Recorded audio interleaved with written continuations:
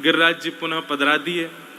हमारे ब्रज में एक कथा आवे कि जब ठाकुर जी ने गिरिराज जी पधरा दिए तो सब ब्रजवासी ने नंद बाबा और वृषभानु जी घेर लिए और सब ब्रजवासी बोले, ये तुम्हारे दोनों बालक यहाँ, ये किशोरी जी और ये तुम्हारो लाला कन्हैया जे ऐसी विलक्षण विलक्षण लीला करें, हमको तो ऐसा लगे ये कोई देवता है और तुम हमसे छुपा रहे हो।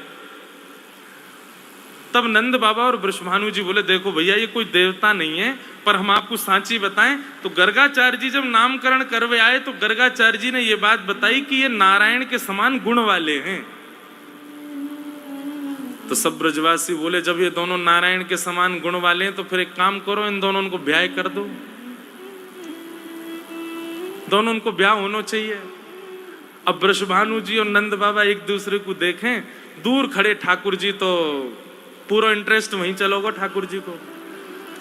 अच्छा ये तो होना ही चाहिए भैया, अब मेरी उम्र भी तो है गई, मैं तो 3.5 बरस से ही ठाकुर जी चिल्ला रहे हैं मैया तो मैया बुढ़ापा आ गया, अब तो मेरा ब्याह करा दे। अब मैं 3.5 बरस का है, अब मेरो ब्याह कराए थे।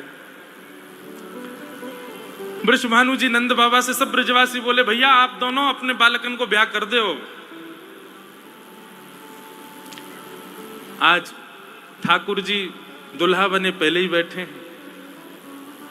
अच्छा एक बात कहें, ये देखो ये परंपरा हमारे यहाँ लोग भूल गए। सहरा उसको नहीं करते जो ये ऐसे लगता है, यहाँ मुंह पे लगा लेते हैं, ये हमारे यहाँ का रिवाज नहीं है। आप लोग आज दर्शन करना, ठाकुर जी ने पाग के ऊपर एक यहाँ ऊपर की ओर जो पहना हुआ है इस तरीके से, उसमें कितनी डंडी होती मुझे याद नहीं है, उसको सहरा कहते हैं। ठाकुर जी ने आज दुल्हा वेश, उसी से पता चलता है कि दुल्हा बने ठाकुर जी। अब हमारे यहाँ तो लोग कलिंगी वगैरह जाने क्या क्या पहन लेते हैं पाग पे, पर वास्तव में ये सहरा ऐसे ऊपर की ओर, उसमें जो डंडियां होती हैं उनका कुछ नियम होता है। अभी दर्शन करना कथा के बाद जाके ठाकुर जी का। तो नंद बाबा और वृषभानु जी में चर्चा भई, बोले भैया ठीक है ब्याह को अब आप बताओ। बोले हमें तो प्रिय है आपको लाला, और आप देख लो कैसे करना हो। बोले ठीक है करेंगे, ब्याह करेंगे, लेकिन ब्याह से पहले कुछ नियम है उनको पालन कर लें। तो ऐसा नियम है कि पहले वधू पक्ष के लोग कुछ सामग्री भेजते हैं और उस सामग्री को दुगना करके वर पक्ष के लोग वापस भेजते हैं। तब ब्याह की प्रथम रस्म प्रारंभ होती है। तो नंद बाबा ने पुरोहितन से बढ़िया तिथि निकलवाई और वृषभानु जी को बताया, बोले वो ये तिथि बढ़िया है, आप वादना सामग्री भेज दियो और वाते टीको कहें, ऐसो भी कहें, टीको भेज दियो और फिर वाकु दुगनों करके नंद बाबा भेजेंगे। महाराज वो शुभ तिथि आई और बरसाने थे बैलगाड़ी में भर भर के सामग्री भेजी वृषभानु जी ने। यहां नंद बाबा अपने सब सखान के संग खड़े हैं, मुनीम आदि सब खड़े हैं। तभी देखी कि धूल उड़ रही है महाराज दूर से। बोले ऐसी धूल काहे की उड़ रही है भैया? देखी तो असंख्य बैलगाड़ियां भर भर के सामग्री आ रही हैं बरसाने थे। नंद बाबा तो पहले ही घबरा गए, बोले इतनी सामग्री, चलो कोई बात ना, कोई कमी थोड़ी है, ठाकुर जी कृपा है भैया, सब दुगनों करके भेजेंगे। सामग्रियां जब आई उनके ऊपर से रेशमी वस्त्र सब हटाए गए। मुनीम जी से कही इनकी पहचान करो, कैसे कैसे रत्न हैं, कितने के रत्न हैं और कहाँ इनको मोल है भैया, सब दुगनों करके भेजेंगे बरसानों।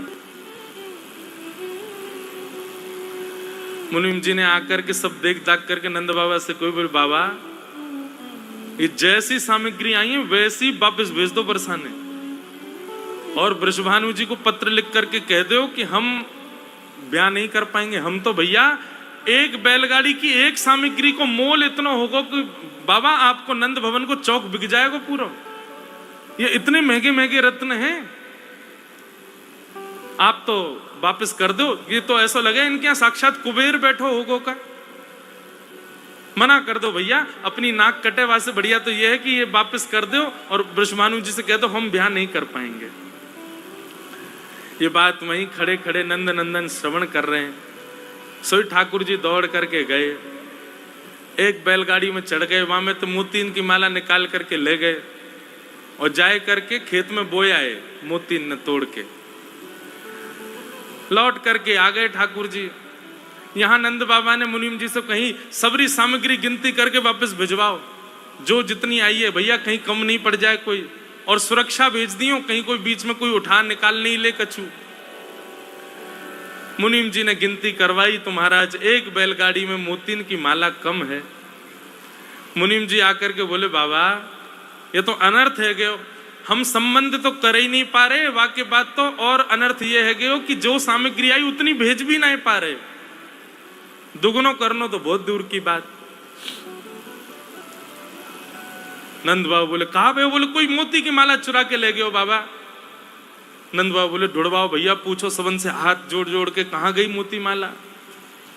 नंद बाबा सिर पे हाथ धर के बस रुदन कर ही रहे हैं भाई, इतने में ही नन्हे से गोपाल जी आ गए। बिल्कुल सावधानी भैया, बिना बोले ही सबसे कहो कि आगे है जाए। बोले वृंदावन बिहारी लाल की। तभी नेक्स्ट से ठाकुर जी आए और बाबा से बोले बाबा कहा भयो, आप इतने उदास काहे को है गए? नंद बाबा बोले लाला देख, इतनी सारी सामग्री आई ब्रजभानु जी के यहाँ थे, हम दुगनो करनो तो दूर, जितनी आई उतनी भेजना पा रहे, जन कहाँ ते कोई चोर आए गए हो या मैं तो एक मोती माला लेके भाज गए हो, कहा करूं अब मैं? ठाकुर जी बोले अरे वो मोती माला तो मैं ले गए हो बाबा।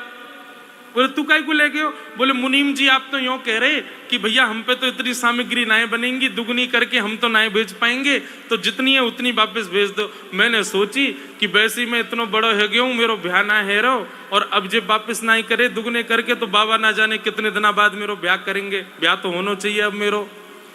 तो मैंने मन में विचार करी बाबा हमारे इतने बड़े बड़े खेत, उनमें जाए करके आप जुताई बुवाई करो तो इतने सारो अनाज हमारे घर में है जाए। तो मैंने तो एक मोती की माला लई तोड़ के और सबरे मोती बोए दिए खेत में। वो मोती बोवेंगे, उनमें ते अंकुरित वृक्ष होंगे, फिर वृक्षन में जैसे फल लगे ना ऐसे मोती लग जाएंगे, और मोती इनको तोड़ तोड़ के दियाएंगे हम ब्रजभानु जी को। पर मेरो ब्याह कराए दो आप, ब्याह मत रोको। नंद बाबा बोले अरे लाला तू बड़ो भोरो है भैया, अरे मोती बोवे तो कोई मोती थोड़ी होयो करें। अब तू चल जल्दी मेरो हाथ पकड़ के ले चल, कहाँ बो के आए हो, कौन कौन सी जगह तेने वो तो को याद तो है ना। बोले बाबा लेकिन मुझको शर्त लगाओ कि आप मेरो ब्याह कर दोगे। बोले अरे बात की बात है, तू पहले मुझको बता तू कहाँ बो के आए हो। ठाकुर जी नंद बाबा की उंगली पकड़ करके लेकर के गए, और महाराज जैसे ही खेत में जाए करके देखो है, वहां तो दिव्य दिव्य मणियां रत्न और मोतीन के बड़े बड़े वृक्ष खड़े हैं, और असंख्य मोती असंख्य मणियां असंख्य रत्न लगे हुए हैं। नंद बाबा की आंख खुली रह गई, मुंह खोलो रह गयो। बोले लाला जे खा भयो? बोले कछु ना बाबा, मेरो ब्याह कराए दो, अब इन सबन को तोड़ तोड़ के दुगनो दुगनो करके बरसानो भेज दो।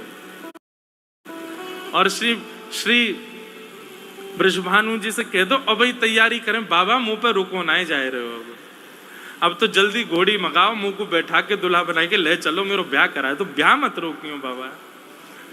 तब नंद बाबा हर्षित भये और लाला को अपनी गोद में उठाए करके खूब आनंदित भये।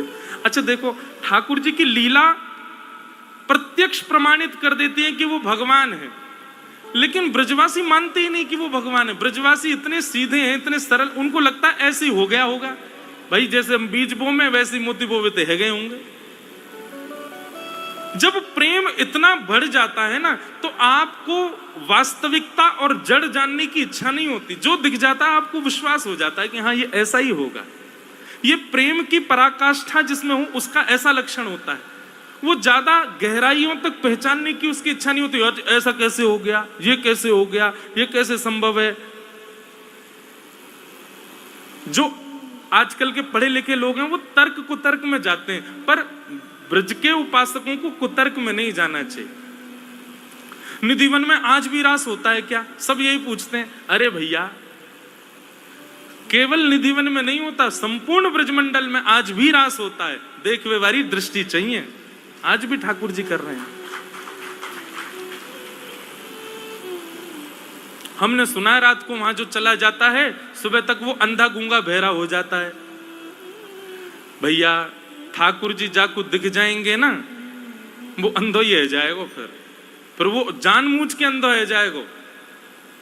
ठाकुर जी को देखे के बाद स्थिति है जाएगी, अपने आप ही आंख फोड़ दोगे ताकि मैं कोई और देखूं ही ना। भैया यही छवि रहे मेरे नेत्रन में। ठाकुर जी को देखे के बाद कोई और की सुनाई देवेगी ना, अपने आप बहरे रह जाओगे, मन ही ना करेगो कोई और को सुनवे को। ठाकुर जी दिख जाएंगे तो है सके अपनी जवानों काट ले, वो बोलना ही ना है, मैं मौन रहूंगा। भैया सदा ये जोड़ी मेरे चित्त में रहे, ये स्वरूप मेरे चित्त को कभी त्याग नहीं करे, अपने आप ही आप ऐसे हो जाओगे। ये आश्चर्य की बात क्यों लगती है लोगों को वृंदावन के प्रति? पहले उस स्थिति में तो पहुंच जाओ, पहले अपनी स्थिति तो वैसी बना लो कि ठाकुर जी आपको अनुभव करावें अपना।